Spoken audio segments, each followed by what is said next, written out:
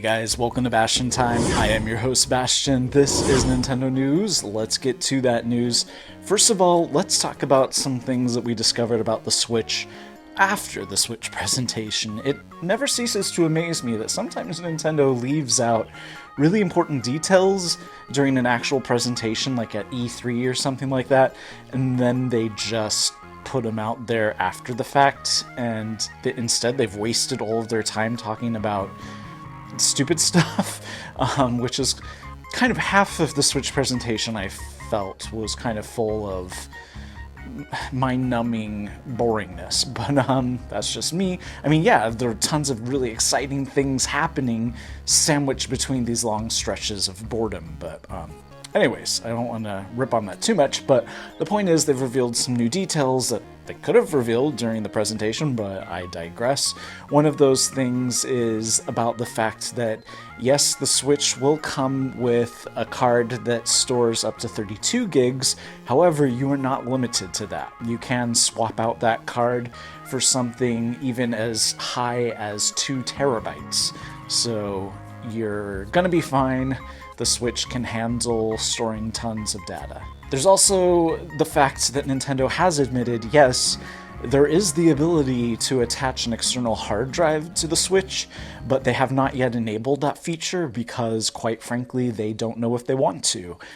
They said that the whole point of the Switch is that it's both a home console and portable, and that if they enable you to use an external hard drive, that limits the portability, yeah, sure, we'll go with that, of the thing, which defeats the whole point of it. So they don't yet know if they're going to enable that, but here's my sneaking suspicion.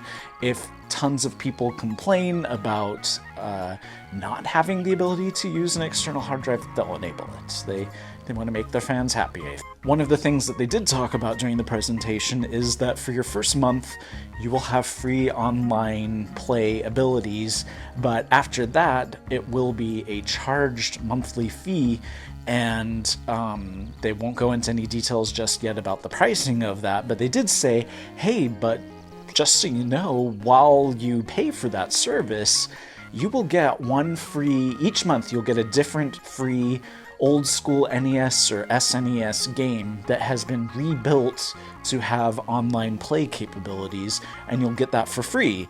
And if you want to, you're able to purchase that after that month, and then keep it around, but next month that one will be gone and you'll be provided with a new one, and so on. That sounds like a pretty cool idea, actually.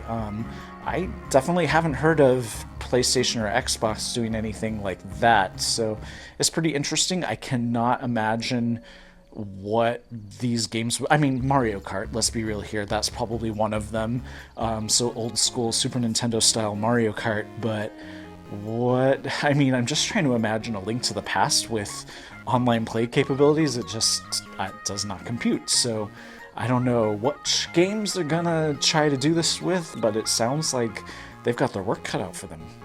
Also, in an interview, somebody was asking Reggie Fils-Aimé, hey, you know, with the Wii Virtual Console, we purchased a whole bunch of games, and then when the Wii U came out, we had to still purchase those games all over again if we wanted them. We were able to transfer some of them over, but what about with the Switch? Is that going to be a thing? Are we going to have to repurchase these things? And he, of course, would not give a definitive answer. They never do in these kinds of situations, probably because they haven't quite decided just yet. But he did say, stay tuned.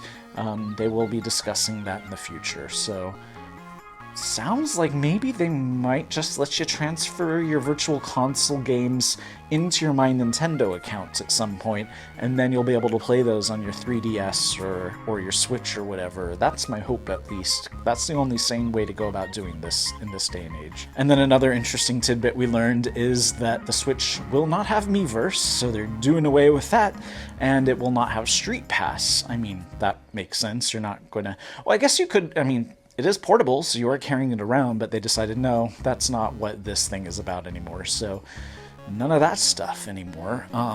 That's kind of a little sad, but also I didn't really care that much about that stuff anyway, so I'm fine with it.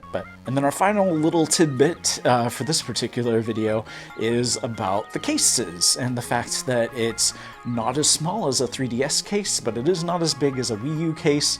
It is its own size, somewhere in between those two. I thought it would be square, and I thought it would be the same size and shape as the 3DS case, because the cartridges are basically the same size and shape as the 3DS cartridges, but not so much. So that's kind of interesting. It will help you be able to better differentiate between your Wii U games and your 3DS games and your Switch games, I guess. So anyways, that's it for this episode of Nintendo News. See you guys in probably tomorrow for some more non-Switch, but probably Zelda-specific stuff. See you then. Bye, guys.